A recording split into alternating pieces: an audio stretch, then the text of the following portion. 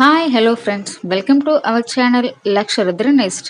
என்னுடைய சேனலை சப்ஸ்கிரைப் பண்ணி சப்போர்ட் பண்ணுற அனைத்து அன்பார்ந்த உள்ளங்களுக்கும் என்னுடைய மனமார்ந்த நன்றிகள். இந்த வீடியோவில் என்ன பார்க்க போகிறோம் அப்படின்னா, கிருஷ்ண ஜெயந்தி 2025ஆம் ஆண்டு ஆகஸ்ட் 16ஆம் தேதியா அல்லது 17ஆம் தேதியா? வழிபட சரியான நாள் எது? எப்படி வழிபட்டால் கண்ணனின் அருளை பெறலாம்? வழிபடும் முறை, நேரம் மற்றும் பலன்கள். கிருஷ்ணர் பாதம் வரையும் போது என்ன சொல்ல வேண்டும்? இதனை பற்றி இப்பதிவில் காணலாம். மகாவிஷ்ணுவின் கிருஷ்ண அவதாரத்தை போற்றி கொண்டாடும் தினமே கிருஷ்ண ஜெயந்தி என்றும் கிருஷ்ண ஜென்மாஷ்டமி என்றும் கொண்டாடப்படுகிறது. இந்தியாவில் மிக பிரம்மாண்டமாக கொண்டாடப்படும் இந்து பண்டிகைகளில் கிருஷ்ண ஜெயந்தி மிக முக்கியமான ஒன்றாகும். இது ஆன்மீக பண்டிகையாக மட்டுமன்றி சமூகத்தை ஒன்றுபடுத்தும் பண்டிகையாகவும் உற்சாகத்தையும் நட்புறவையும் வளர்த்து பெருகச் செய்யும் பண்டிகையாகவும் கொண்டாடப்படுகிறது. தீமைகளையும் அதர்மத்தையும் அழித்து தர்மத்தை நிலைநாட்டி உலக உயிர்களை காப்பதே கிருஷ்ண அவதாரத்தின் நோக்கமாகும்.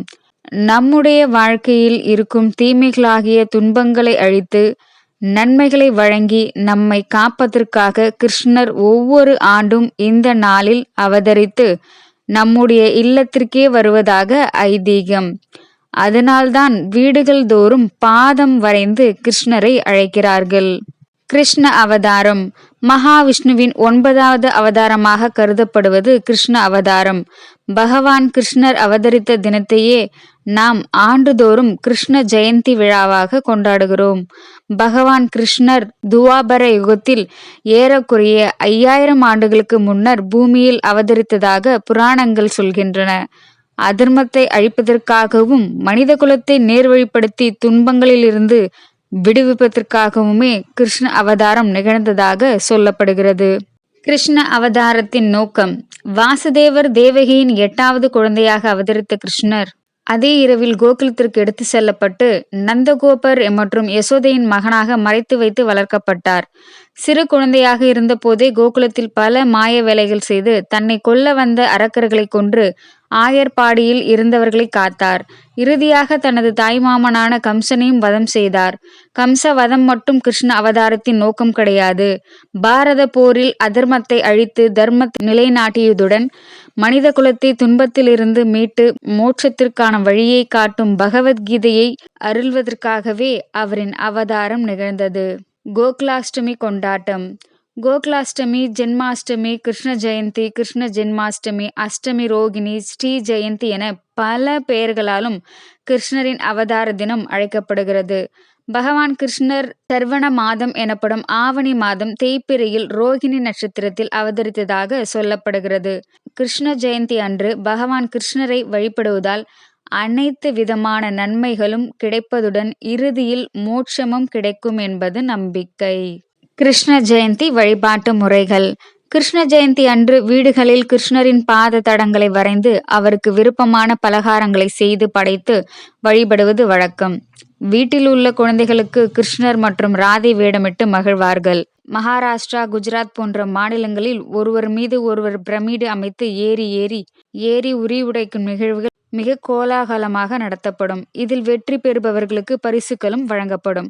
கிருஷ்ணரை குழந்தையாக பாவித்து கொண்டாடப்படும் பண்டிகை என்பதால் வேடிக்கையான மகிழ்ச்சிக்குரிய பல விஷயங்களை செய்து கிருஷ்ணரை வீட்டிற்கு அழைத்து மகிழ்வது வழக்கம். கிருஷ்ண ஜெயந்தி 2025: கிருஷ்ண ஜெயந்தி அன்று கிருஷ்ணரை வழிபடுவதால் அவரின் அருள் கிடைக்கும். அனைத்து தடைகளும் தீய சக்திகளும் விலகும். துன்பங்கள் மற்றும் பாவங்கள் நீங்கி செல்வ வளம் வெற்றி அதிகரிக்கும். இத்தகைய சிறப்புமிக்க கிருஷ்ண ஜெயந்தி விழா 2025ஆம் ஆண்டு ஆகஸ்ட் 16ஆம் ஆடி 31ஆம் தேதி சனிக்கிழமை கொண்டாடப்பட உள்ளது. வழக்கமாக கிருஷ்ண ஜெயந்தி ஆவணி மாதத்தில் வரும் தேய்பிறை அஷ்டமியும் ரோகிணி நட்சத்திரமும் இணைந்த நாளில்தான் கொண்டாடப்படுவது வழக்கம். ஆனால் இந்த ஆண்டு ஆகஸ்ட் 16ஆம் தேதி அஷ்டமி திதியும் ஆகஸ்ட் 17ஆம் தேதி ரோகிணி நட்சத்திரமும் அமைந்துள்ளன. கிருஷ்ண ஜெயந்தி 2025 சரியான தேதி எது? கிருஷ்ண ஜெயந்தி திதியை அடிப்படையாக வைத்து கொண்டாடப்படும் ஒரு பண்டிகையாகும். அதனாலேயே இதை கோகுலாஷ்டமி, ஜென்மாஷ்டமி என திதியுடன் சேர்த்து சிறப்பித்து சொல்கிறோம்.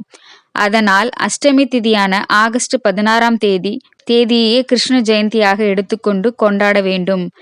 இந்த ஆண்டு கிருஷ்ணரின் 5252வது பிறந்த தினம் கொண்டாடப்படுகிறது.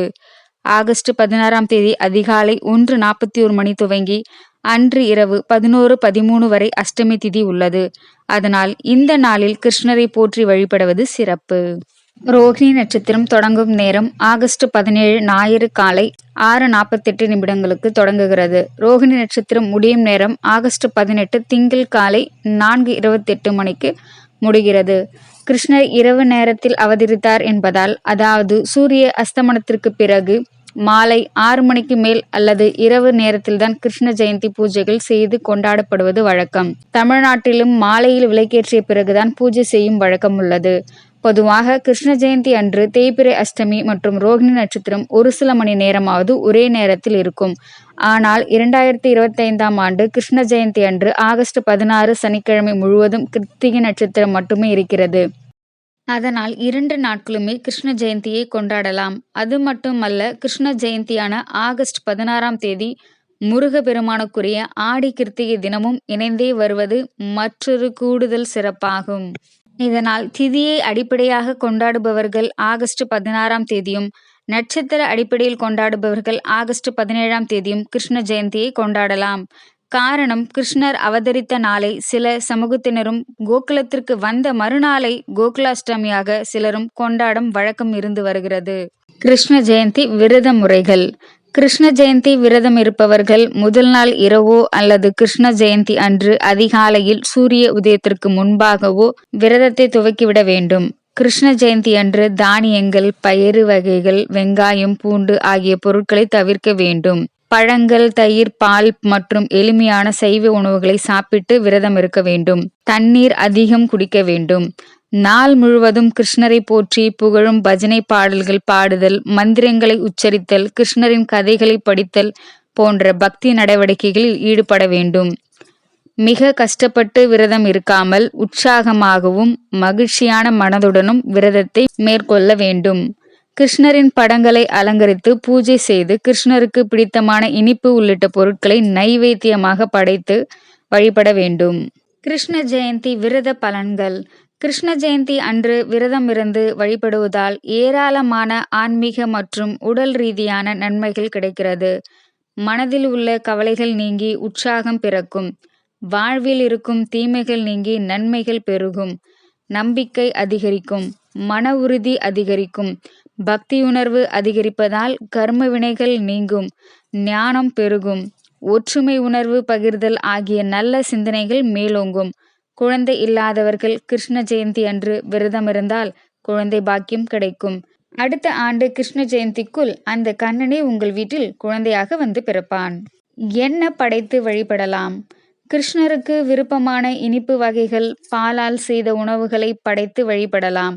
அதேபோல் நெய்யால் செய்த பலகாரங்களையும் வெண்ணெயையும் படைத்து வழிபடலாம்.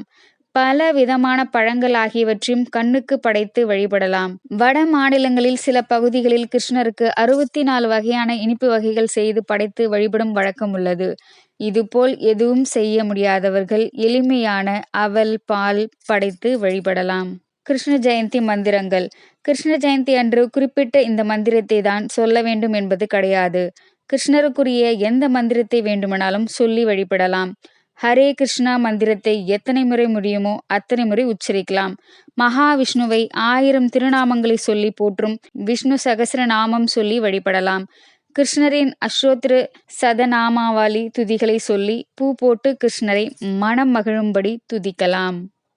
என்னை நோக்கி நீங்கள் ஓரடி எடுத்து வைத்தால் நான் உங்களை நோக்கி 10 அடி எடுத்து வைத்து உங்களை தேடி வருவேன் என அருளியுள்ளார் பகவான் கிருஷ்ணர். கிருஷ்ண ஜெயந்தி நன்னாளில் கிருஷ்ணா கிருஷ்ணா கிருஷ்ணா என்று கிருஷ்ண நாமம் சொல்லுவோம். கிருஷ்ணரின் பேரருளை பெறுவோம். கிருஷ்ணர் பாதத்தை வரையும் போது கிருஷ்ணா கிருஷ்ணா கிருஷ்ணா என்று சொல்லிக்கொண்டே கிருஷ்ணர் பாதத்தை வரையுங்கள். அந்த பாதத்தில் கிருஷ்ணரின் சாநித்தியம் உட்கார்ந்து கொள்ளும் என்கிறார்கள் ஆச்சாரிய பெருமக்கள். உண்மையான பக்தியுடன் கிருஷ்ண ஜெயந்தி நாளில் பூஜித்து வழிபட்டால் ஏதேனும் ஒரு ரூபத்தில் கிருஷ்ணர் நம் வீட்டுக்கே வருவார். தீதையெல்லாம் அழித்து அருளுவார். நம் வறுமையை போக்கி சகல ஐஸ்வர்யங்களையும் தந்தருளுவார். விரதம் இல்லாவிட்டால் ஜென்மாஷ்டமி பூஜை செய்யலாமாம்.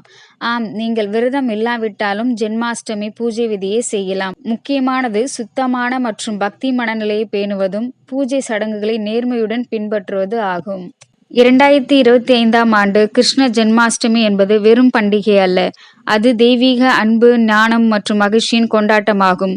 உங்கள் பக்தி, உண்ணாவிரதம், பூஜை மற்றும் மந்திர உச்சாடனம் மூலம் குட்டி கிருஷ்ணர் மீண்டும் பிறக்கும் இடமாக உங்கள் இதயமும் வீடும் மாறட்டும். நீங்கள் விரதம் இருந்தாலும் சரி, ஜென்மாஷ்டமி பூஜை விதி செய்தாலும் சரி, அல்லது கிருஷ்ண மந்திரங்களை வெறுமனே தியானித்தாலும் சரி, உங்கள் நோக்கமும் பக்தியும் உங்களை இறைவனிடம் நெருக்கமாக கொண்டு வரும்.